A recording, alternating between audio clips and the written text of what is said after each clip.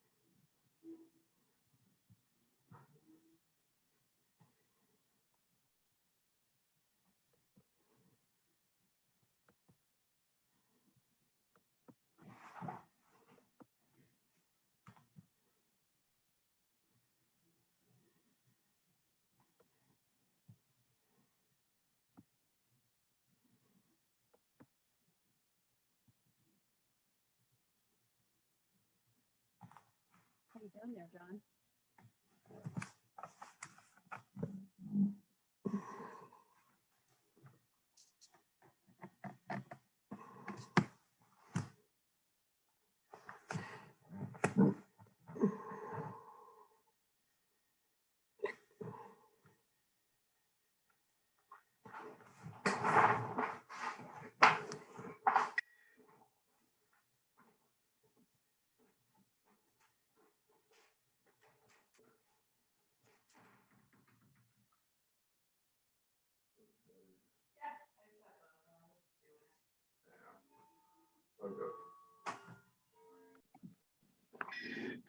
Hey, John, we're going ahead and we're recording now.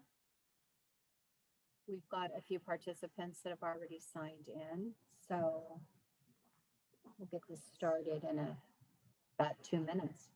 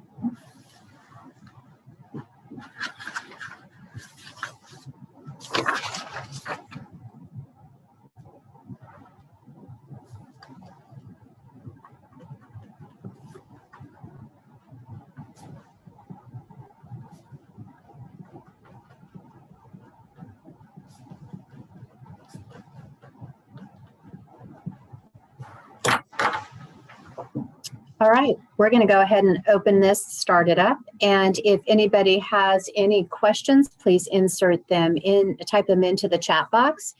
And we will get to those after the presentation.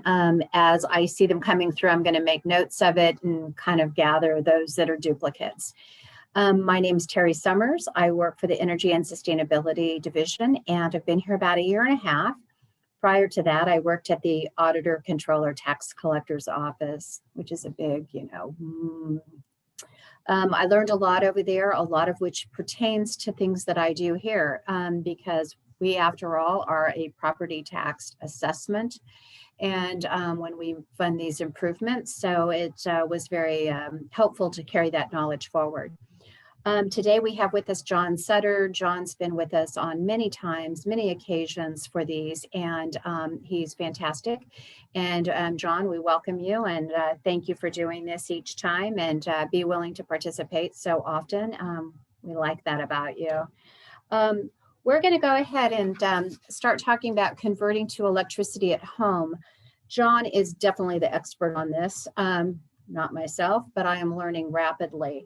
One of the things I do know in being here, this division in 12 years has changed the look of Sonoma County, and we've done it in many different areas. You know, hundreds of improvements. We have a lot of things that are going on that we'd like to share with you later. One of the things to keep in mind is next week we have a WebEx about funding projects. And in that, we're going to go into more detail about the financing and the different rebates and things like that. And today we're just going to hit the highlights. So if anybody has any questions, please make sure that you're putting them in the chat box and we'll get to them as we go. So I'm going to go ahead and start going through a few of these. Being resilient, healthier buildings, save money, energy, and water. These are the things that we strive to do in this department. And I think we're doing them very successfully. Although I want to encourage more people to participate because I believe in this program and personally, I love working here. So I hope you enjoy the experience of working along with us. Better buildings, we offer consultations for free. We do not come out on site. I want to make that very clear, but we are thrilled to offer consultations. You can call our office and set up an appointment. One of our specialists will go over the multitude of different things you see here on the screen, the green business certifications, the sustainability workshops, the financing, the specialized trainings, the consulting and project planning. We will help you make your smart choices. And John's going to teach you the right things to ask in order to make those things happen. So let's go to the next one. John, if you're ready, converting to electricity at home is going to be something that I am going to depend on you for. And I'm going to go on to one more slide, I believe. This is John's slide where he is going to start talking to us and sharing his knowledge. And John, I welcome you. Take it away. Well, hello, Sonoma County and energized electron lovers everywhere. Let's see if I can get control. And it looks like maybe I kind of have. So I kind of come out of a history of remodeling and building, and about 15 years ago, I moved into the energy efficiency world and was very comfortable there and you know, believed that what I was doing and what my company was doing was making a real difference. And then the energy efficiency field has kind of made some shifts because of technology shifts. One of them is that with solar power now, we have an expanded view of what it means to have a sustainable home. It's not just minimizing energy use, but making our own energy, which is really an exciting concept. You know, 30 years ago, it was science fiction. Today, there's no reason that we can't power our homes with energy that we've harvested from the sun on our own property. Now, there's some caveats that go with that. But then the next step that we're in right now is that we have to stop burning fossil fuels. We're really threatening the future of humanity if we continue on the path we've been on for the last 100 years. If we do it another 100 years, we're going to change this world in ways we won't recognize. And The very part of it is we've got to stop contaminating our atmosphere. And one way we do that is by using clean energy generated by the sun or by geothermal or by the wind, and conceivably even in there, maybe some nuclear if we can be sure that we can truly do it safely. But the story is we've got to get off fossil fuels, period. And electricity is our path into that future. And that path is coming pretty fast. This slide kind of shows you some headlines about how a lot of cities, including Santa Rosa, Windsor, San Francisco, Oakland, San Jose, have banned any new gas connections. We're also trying to start changing how our homes are operated. The good news is switching to an all-electric home, unlike the situation 40 years ago, there's no performance or economic reason that we cannot become all electric. And in many cases, modern electric technology has superior characteristics than what we're used to by burning gas in our homes. So let's see if we can roll down the track here a little bit. So there's someone who said it better than I can.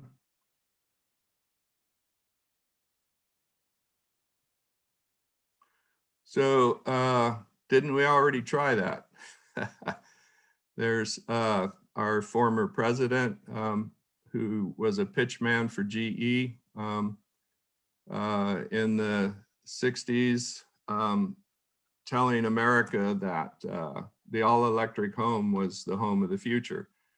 He was absolutely right. He was just about 40 years too early. The technology of the 60s, the heat pumps of that time, the stoves of that era that we still think of instead of induction stoves,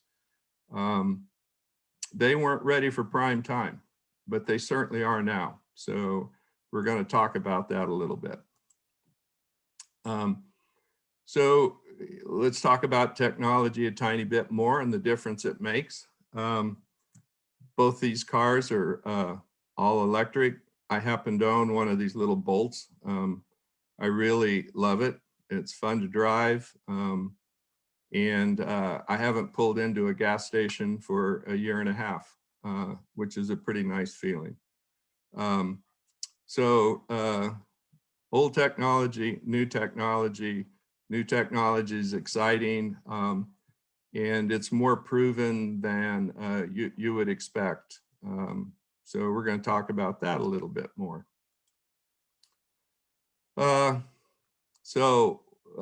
Besides the fact that we contaminate our atmosphere and change our climate, we also, by burning gas in our homes, there's some real health issues that go with that.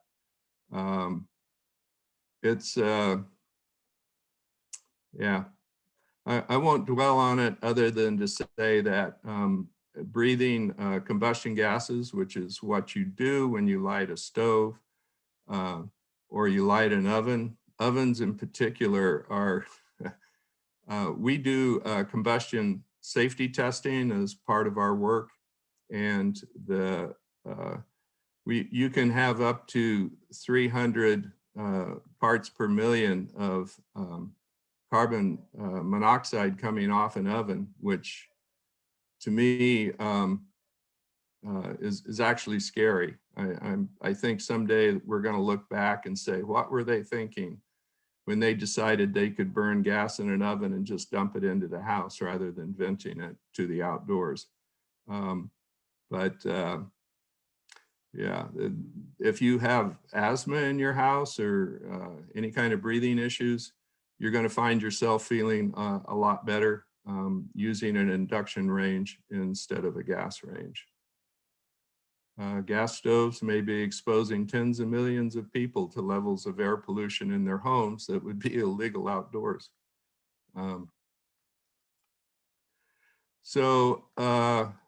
What's an all-electric home look like?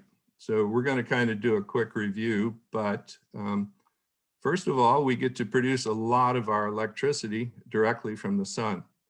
And once that system is installed, it's silent, virtually maintenance-free.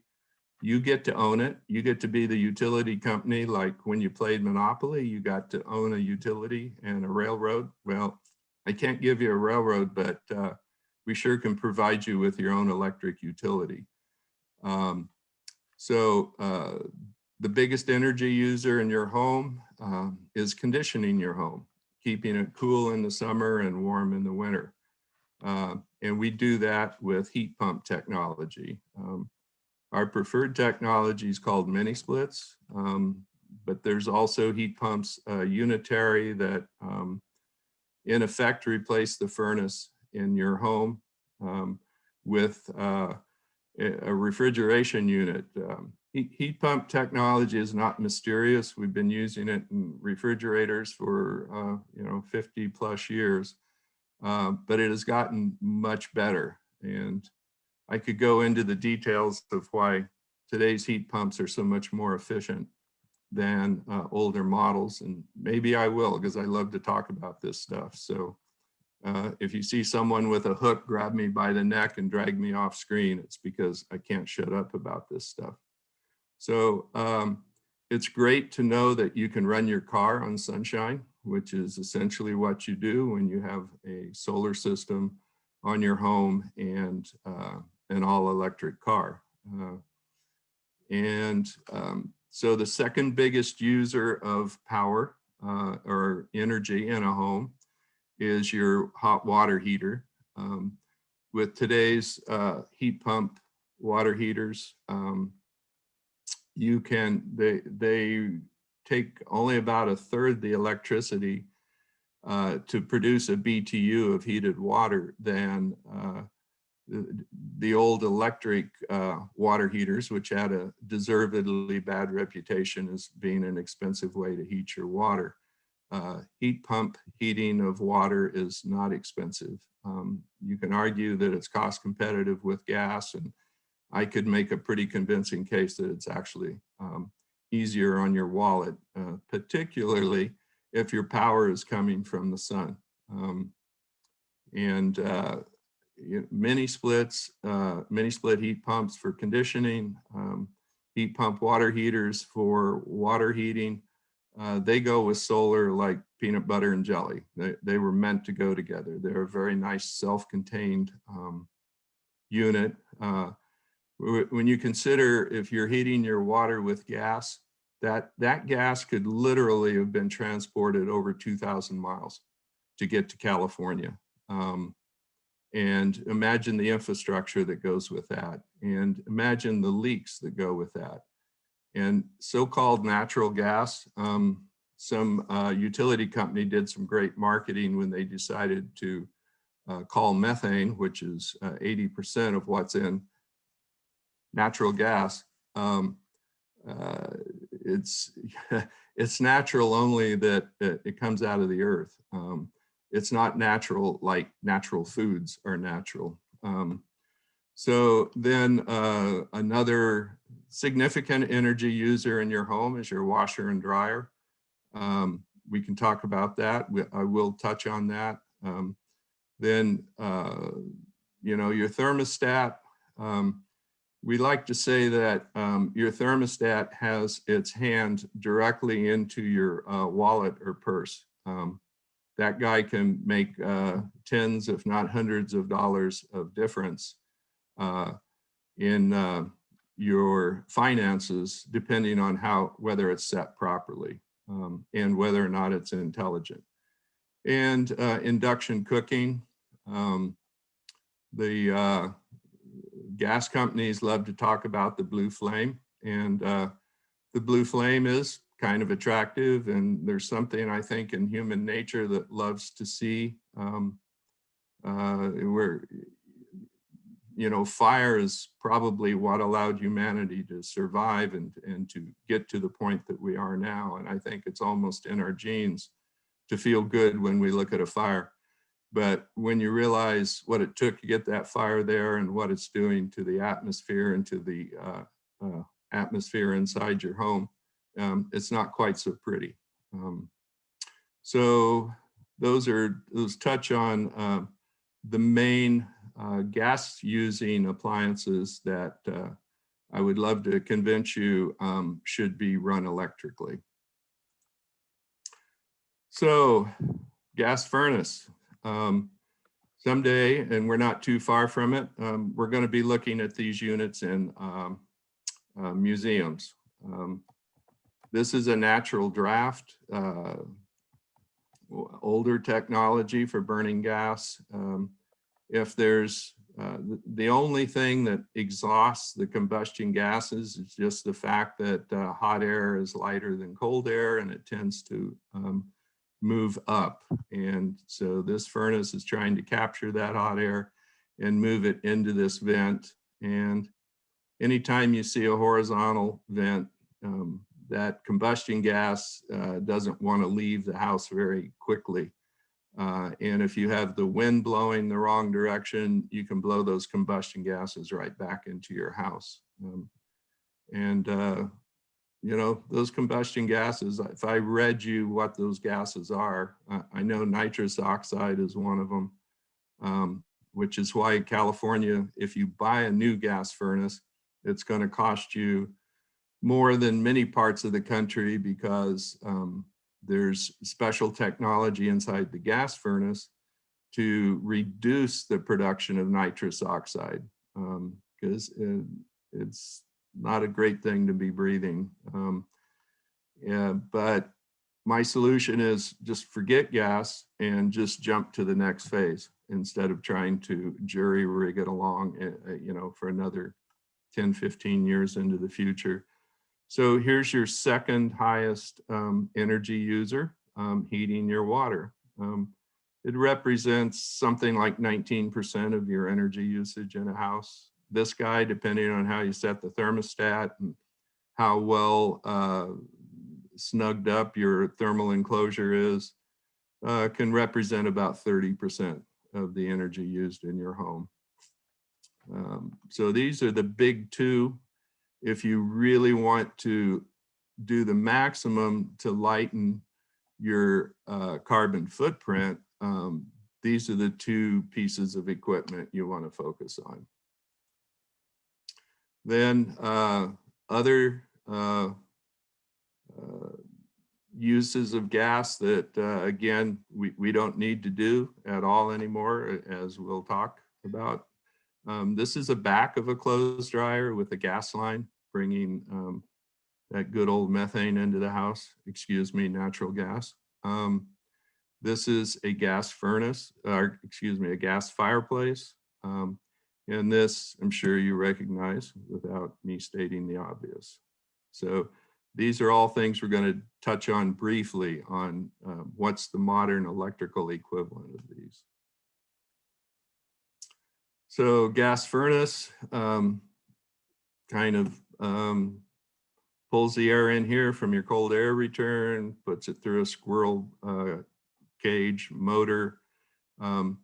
And one of the things I would just point out to you is that people say, well, what happens if the electric grid goes down? You know, how am I going to keep the house warm, and how am I going to cook food? Well, first of all, this furnace is going to shut down whether if the electricity goes down, because it requires electricity to run the controls, and it requires electricity to push the air through the duct system. So your house is going to get cold whether you're heating your home with electricity or with natural gas. So yeah, that's these. My company loves to take these old furnaces out, and we all get sledgehammers every couple months and get rid of all our frustration pounding these things into piles of scrap, and then they get recycled. If you ever want to do that in a house that we install a heat pump conditioning system, I've got a couple sledgehammers you can join in with. So this is kind of the heart of a furnace. These are burners shooting burned gas that's been mixed with oxygen and then ignited. And this is a heat exchanger. So it goes through this metal guy that transfers the heat. So once they've figured out how to pull as much heat as possible through the heat exchanger, then the gases exhaust out a vent. Hopefully all those vents really go to the outdoors, and sometimes we'll find those terminated in the attic, which, you really don't want to breathe what this product is after it's been burned. And this is where that stuff exhausts. And this picture is in here to kind of make a point. We kind of recognize that the tailpipe emissions of a car are not good for the atmosphere. They're also not particularly good for people, because you know what happens if you close the garage door and let your car run for a couple hours. But this is the equivalent. This is the house equivalent of a tailpipe.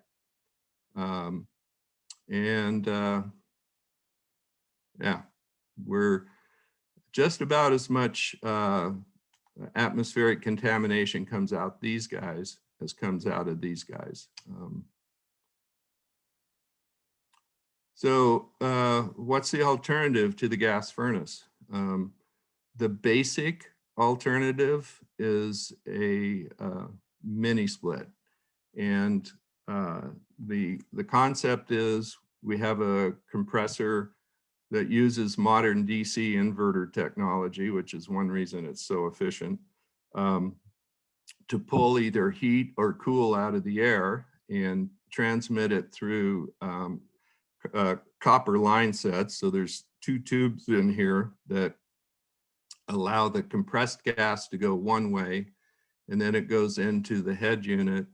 And depending on whether it's calling for heating or cooling, in the direction of the compressed gas, as it expands, or it'll cool. And if it's if the vapor's being compressed into a liquid, then it pulls heat in. So, or excuse me, yeah, they're reversible. So just imagine an air conditioner, and this isn't too much different than what goes on in an air-conditioned home right now, but it's reversible. So if you buy a heat pump mini split, it by its very nature is a heater and a cooler. It just depends on which way the compressed gas, liquid gas is pushed, and the vapor, after the heat has been absorbed, is pulled.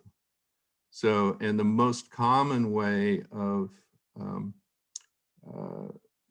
getting the inside air conditioned is through what we call a high wall air handler. Most economical, most efficient. But there are alternatives. We do have clients that don't particularly want to see this thing on their wall. I would say 80% of our clients are indifferent to it, don't have a problem with it, particularly if they've traveled, because most of the world conditions their units, most of the first world, using mini splits. Because America had relatively cheap natural gas, it hasn't caught on in America like it has in other places in the world, particularly in Asia. All the advanced units come from Japan, because Japan has zero natural gas. So they had to go with an electric solution, but they've been building these things for over 30 years. And all the top brands, Mitsubishi, Fujitsu, Daikin, Panasonic, They all started and are developed and designed in Japan. So these are some pictures of what a high wall. This is a high wall. This is a high wall. This is the compressor inverter on the outside, not nearly as big as the old AC compressors. And right here, you see the line set that's running off to an air handler somewhere. This unit, we put a high wall above this window, and then this line set ran to a, you can have ducted air handlers. So this ran up into the attic to an air handler that was ducted into the bedrooms and a bathroom. So this air handler handled the big open common spaces, and the bedrooms are conditioned with a unit in the attic. That's probably the most common installation. The other most common installation is just to basically put a high wall in virtually every room that is lived in a routine manner. So here's a multi-zone system showing some of the options for heat pump conditioning of your system. One compressor, they're also called inverters because they basically run on DC, which is one reason they're technologically advanced. So here's a line set going to a high wall here. Here's a line set going to what we call cassettes. They're pretty much flush with the ceiling for people that don't want to see a high wall. And then one more line set is running to a small ducted system in the attic that's taking care of the bathrooms and other small rooms that people don't want to see their high wall in there or deal with them. So this is a picture of an actual unit that we installed a few years ago, showing this is the air coming in. The small ducted units, we try to keep the ducts really well insulated. They're all R8. We try to keep the runs really short because it takes energy to push conditioned air through ducting. And we, you know, we're kind of blessed with relatively inexpensive solar power, but we still want to be energy conscious. And so that's why this is so well insulated, this system, and the duct runs are short. This is another high wall with a controller. This is a low wall. We sell less of those, but those folks from back east are pretty used to radiators, and they don't mind looking at this, but they do have a problem looking at this. So this is a solution for their conditioning. This is called a cassette. We've done houses where people have done the entire house in cassettes. That's not common because it's not quite as efficient, and it is a more expensive installation, but it is an option. So kind of an example of how we switch between winter and summer. And it just all has to do with what direction the inverter is pushing the refrigerant.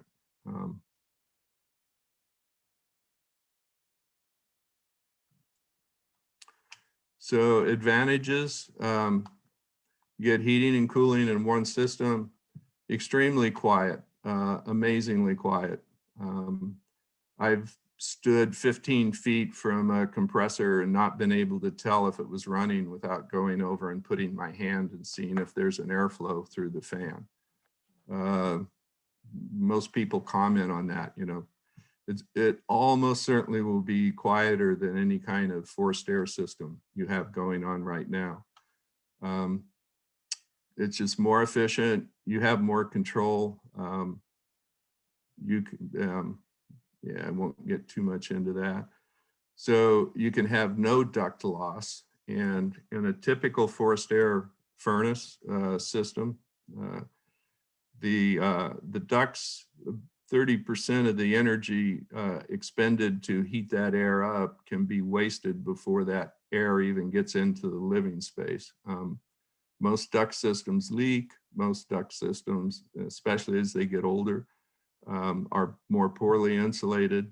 And even if they don't leak and they're well insulated, they still, every foot of duct is losing some of the energy that went into heating or cooling the air being pushed through the duct, plus the energy that it takes to push air through ducting.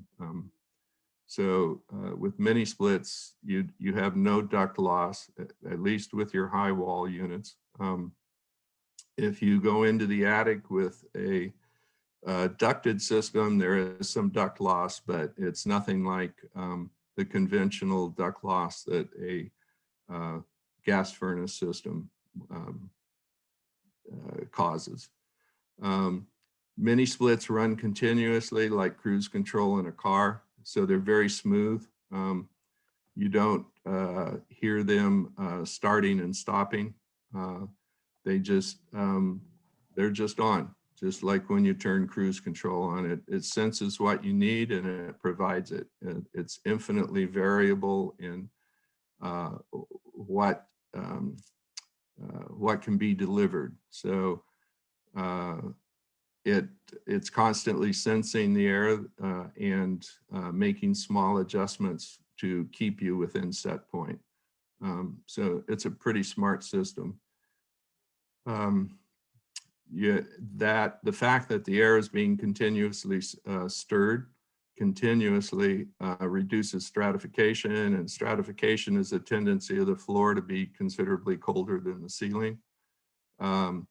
In a standard furnace, that can be 7, 8, 9 degrees difference between the floor and the higher ceiling, which is why your feet feel cold a lot when the rest of you doesn't.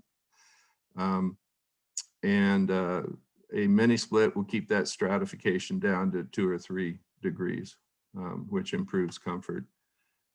They're easy to access, easy to clean, and one of the big advantages of going with high wall mini splits is every air handler is its own little zone.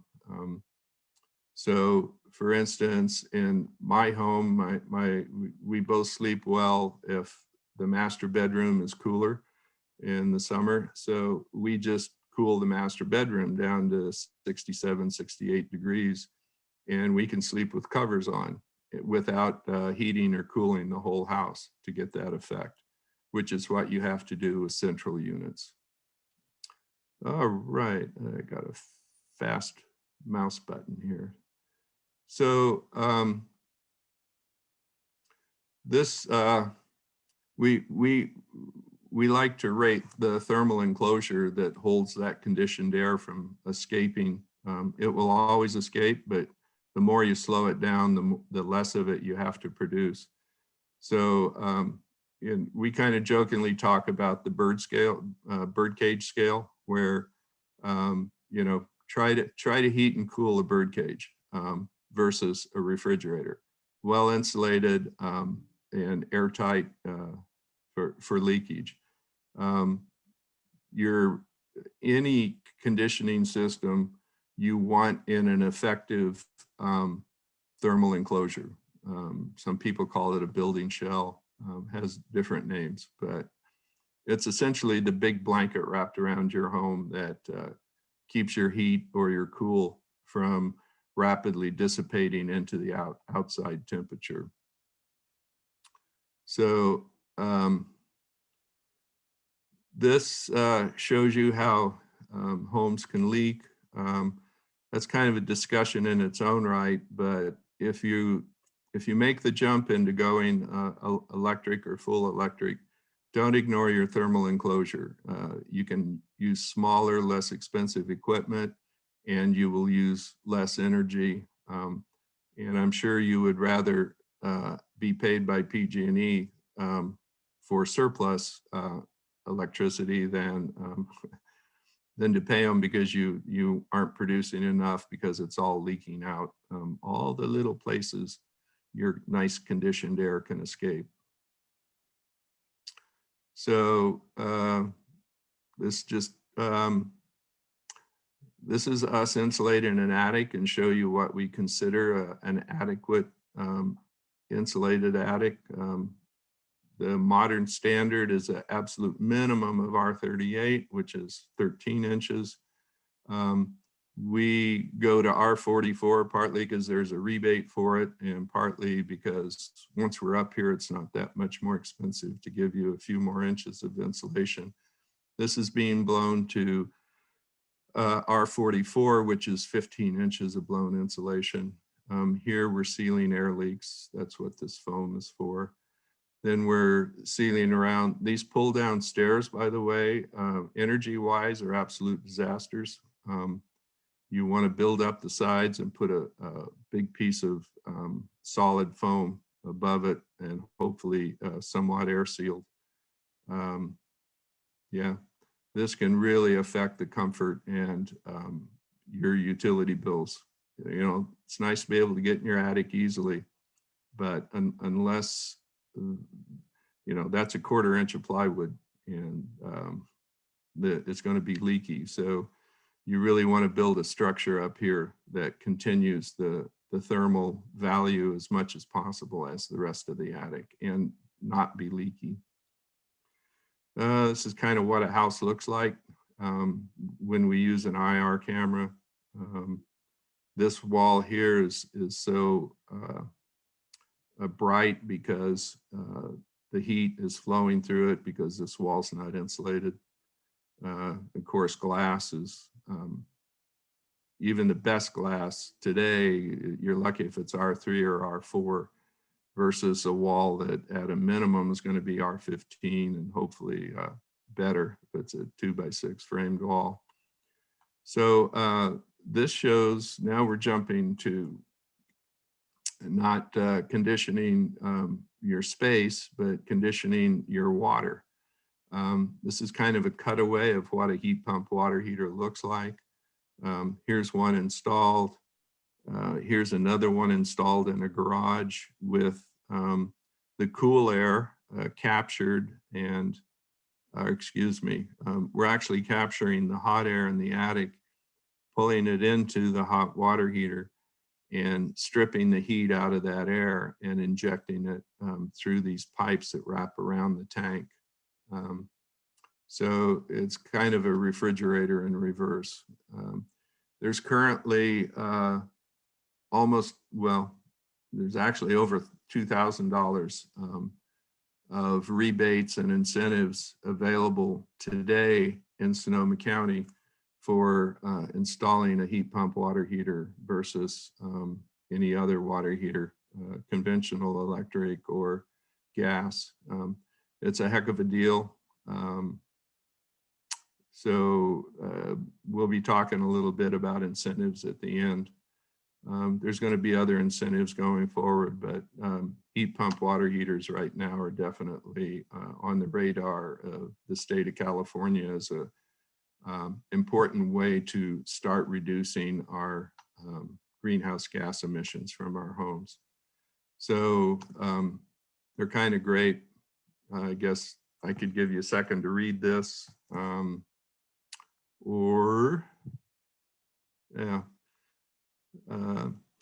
One of the interesting, I'll jump to the end, one of the interesting, one reason the state of California is incentivizing the use of heat pump water heaters is you can look at them actually as a battery, but instead of storing electricity, it stores heated water. So at night when electricity is less expensive and it's not a strain on the grid, you can set this with a timer to do your hot water heating. And then that hot water is available because these are really well insulated, among other things. Yeah, you can charge it at night just like you charge your electric car when electricity is relatively abundant, or during the middle of the day when particularly in the summer when there's almost more solar electricity being generated in California right now than can even be used. So the state's trying to get creative, excuse me for jumping around here, and figure out how to use that, how to capture that energy when it's abundant, and have that energy available to use when it's being stretched by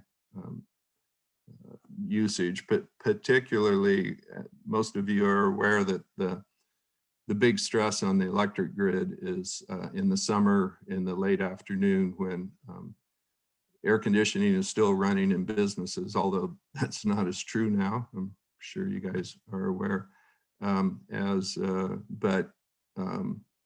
You know, the really hot summer late afternoons are the greatest demand on the grid. So solar's nice because it's definitely kicking in its contribution, although anyway, the guys who run the electric grid and the policymakers in California are working hard on technology that will smooth out the peaks and then use the abundant electricity when we're not in our peak periods.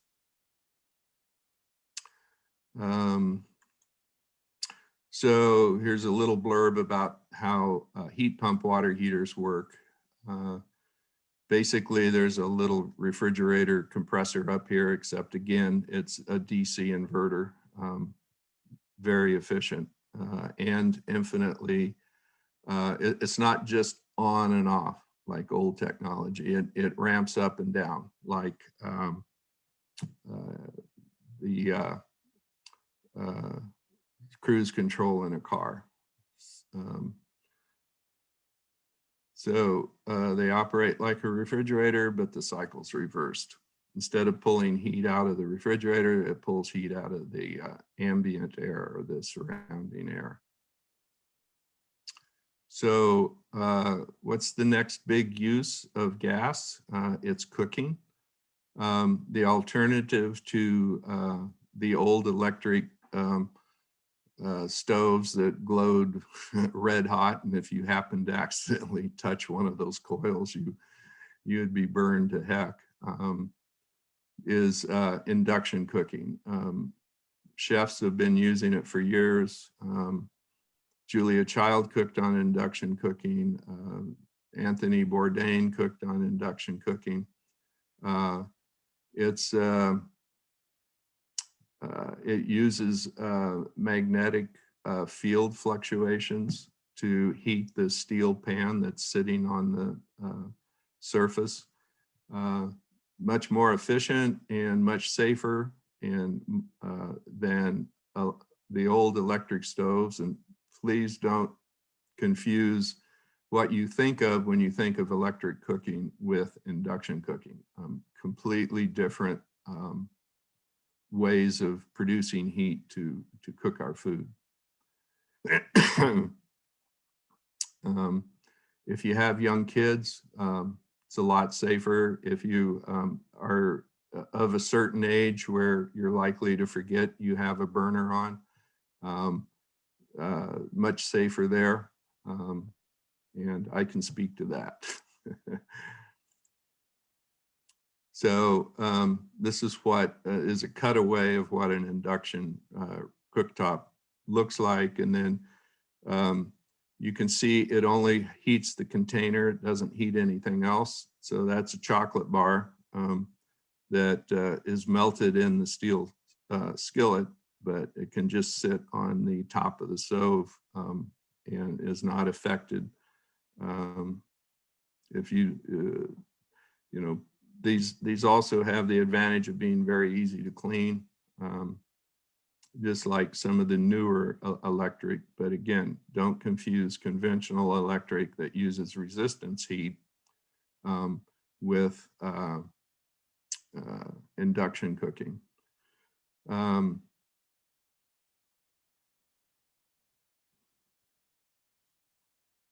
Can I ask a So here's just some demonstrations. That's a cracked egg. Cooking on the steel skillet and sitting on the surface of the stove with no effect. Again, example of ice. It shows you that the heat goes into the pan, doesn't go anywhere else. You can put your finger an inch from this pan and you won't feel a thing. So I could read this, but I always find reading it, just check into induction. It's the cooking technology of the future.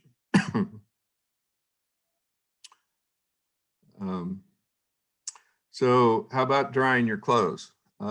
Big energy user. And they've taken heat pump technology and adapted it to clothes dryers. They use remarkably less energy to dry a load of clothes, in the range of maybe 25% of that electric clothes dryer you may have.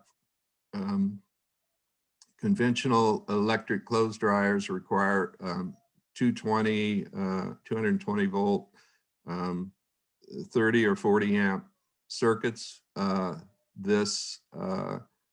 I have one of these. I just plug it into a regular outlet. It should be dedicated because it does draw some significant power, but nothing like the electric clothes dryers you're used to. They cost a little more, maybe twice, maybe in the range of $1,200. But over the years, not even that many years, they will pay for themselves easily. They're also much more gentle on your clothes, and your clothes will last longer. And great technology. Check it out. So this is my own home with my heat pump water heater, and my the brand I've had good luck with is Miele, which is a German brand. Here's the clothes dryer. Again, you can read the details. So one of the advantages is these keep, they recycle the heat instead of blowing it outdoors like a conventional dryer does, which is one reason they're more efficient, not the only reason. But so you don't have to cut a hole in your wall and put a vent in that usually plugs up with lint and is a gigantic air hole in your thermal enclosure. So you don't have that. They use the matching dryer. You know, the Germans and Europeans in general are much more efficiency oriented than us Americans, at least traditionally. This clothes dryer, it spins at speeds that you wonder how it doesn't just fly out of the cabinet and go into outer space. They really spin. So when your clothes come out of this dryer or this washer, they're already half dry compared to what you're used to. And then you toss it in the heat pump clothes dryer. That, you know, I always try to think of the negatives, and I'm sure I could think of some, but I'd have to think really hard, and I'm too lazy to do that right now. I haven't had enough coffee. So little diagram of how the heat pump works. So you've got a little compressor down here that is pulling there's a heater here. This is actually one unit, but with coils. So the hot air goes in, mixes with the clothes, is pulled down and cooled down, and the water comes out. So there is condensate that comes out of almost any heat pump that has to be allowed for. And condensate is just water pulled out of the atmosphere. So you can either put it in a tank, and every once in a while, the less expensive models you manually drain a tank. So, but usually you're in a laundry room and you just dump it into the sink. Or slightly more expensive systems have pumps, and you can take a line and run it outside. So I suppose that's a bit of a disadvantage or something you have to deal with, but well worth it, well worth it. So we kind of went through the main systems of the house. The two big ones, conditioning your home and heating your water, and then the minor ones, drying your clothes, although that's relatively significant depending on how much clothes you wash. You're cooking your food, and then we have people ask about their gas fireplace. So I don't think I have any examples of it in this slide back, but there's some there are some electric log sets and fireboxes that you absolutely would not have any idea were not true gas or wood burners unless you really got up close and really examined it. One of the companies that makes these electric fireplaces calls it Rev Illusion. And it is an illusion that is startlingly effective. They even have systems that inject a little bit of water mist that looks like steam or looks like smoke. And they even have systems that have the crackling sound. So it's a great way. I used to advise people that chimneys are anachronisms, fireplaces are anachronisms in any urban area. Frankly, should just be torn out. But they always go, oh, it's going to ruin my sales value, or, oh, the aesthetic. The final step, consider it, is electric log sets and electric fireboxes. They can produce heat. They do use resistance heat, so they're not as efficient per BTU as your heat pump will be, but they are a good answer. If you have a gas firebox because you need the heat, you can replace it with electric heat and keep the illusion of flames.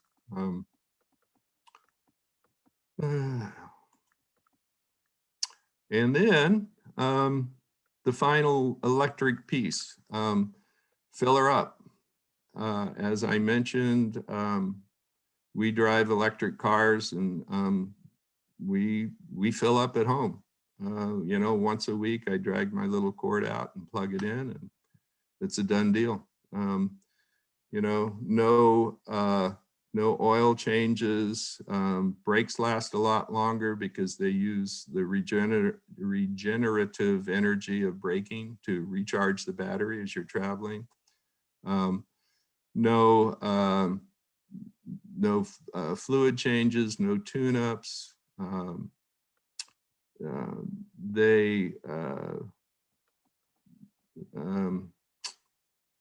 Really very little maintenance, and actually, people aren't going to believe me, but per mile driven, it's actually cheaper to drive on electricity than it is on gas, besides the benefit of not polluting the atmosphere as you drive. So an interesting little factoid is every gallon of gas you burn, even in a perfectly tuned engine, so a gallon of gas weighs about 8 pounds. That burned gallon of gas weighs 19.5 pounds if you captured that exhaust and compressed it and weighed it. 19.5 pounds. Every gallon of gas burned in the world puts 19.5 pounds of carbon dioxide in the air. You watch cars going down the freeway and just imagine that, if we could see that carbon dioxide, I think we would all be astounded. It's, you know, driving on sunlight. It's a really nice feeling. And I hope you folks want to share that with me. So this is a battery.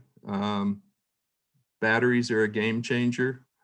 I could do a whole session on that. Maybe I'll be invited to. I won't go into it now because I've talked a long time and people have probably fallen asleep, but this is just a little reminder that you will no longer be able to buy a gas-powered or actually a fossil fuel powered vehicle in California, at least a car, people mover, after 2035. So please investigate electric cars. I've never met anyone who said, I wish I had a gas car again. And I meet a fair number of people. Of course, most of the people I meet are already believers, but they're coming down in price. I can't say enough good things about them. I will tell you, I will never buy another gas-powered car, period. There's just absolutely no reason to. You know, there's range concern. I could go into that, but the infrastructure is being built up every day. I know people that drive up to Seattle with electric cars, and they have to plan where they're going to have, where they're going to spend the night to make sure there's a charger at that hotel. And they're off and running. You know, you got to plan a little bit, but electric cars are the future. Electrification is the future. Goodbye 20th century, hello 21st century. So thank you for hearing me out, folks. Yeah, let's look forward to the future. I know I am. Thank you.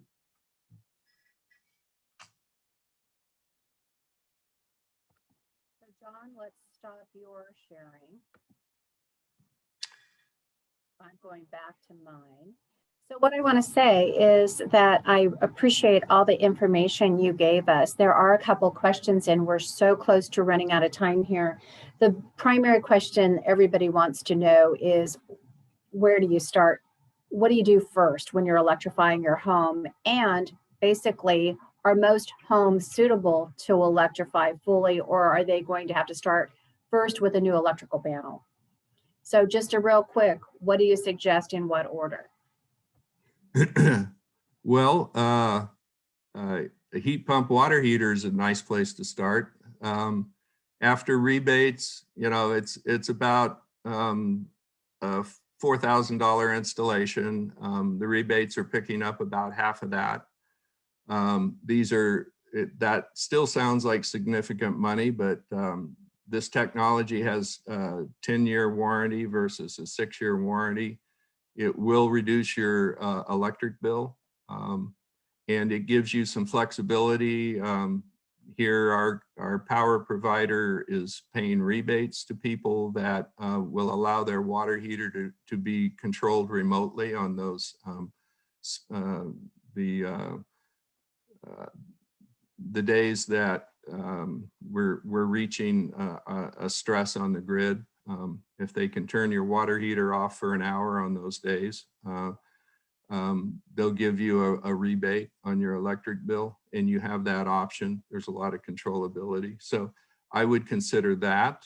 But I would say anytime you have a range or a dryer or a conditioning system to change, investigate your electric options. Almost all homes, there's almost, you know, as long as you're connected to PG&E, there should be no reason you can't have an electric home. Now, speaking of panels, that can be an issue. And I could go into that for a while, but to try to keep it short, older homes tend to have panels that are rated at 100 amps. Now, the good thing is if you get off an electric dryer that's pulling 30 amps, 220, which versus a heat pump dryer that is pulling 15 amps or 7 amps, you can free up some of your panel power. So yeah, I could kind of go into it, but there's no real long-term reason that any home in Sonoma County that is on PG&E cannot go all electric. All right, so we are definitely out of time. I have a few things that I was going to cover. I'll kind of spare everyone, except that to say, please give our office a call. We are so dedicated to helping this community and to property owners, renters, even anybody in this county that wants to better their home, make it a healthier environment, a safer place to live. Please call our office at 707-565-6470. Someone will be here to help you. And if you want to schedule a free consultation, please call that same number that I just gave you. We can schedule that for you, get you started on this process. John, I appreciate you every time you do these presentations for us. You're a wealth of knowledge, and I, being a new homeowner, learned a ton today, and very grateful, feeling quite guilty for having that gas range. But nonetheless, you know, everybody has their moment when this is the right thing for them to do. Here at Skype, our Sonoma County program for helping people become energy efficient, and we do have a financing program available. Please call our office. We're happy to talk to you about that as well. And I'm going to let everybody go before I get kicked off of this room. So thank you again. If you have any questions, please feel free to call us. And again, John, thank you. Okay, goodbye, everybody, and have a great day.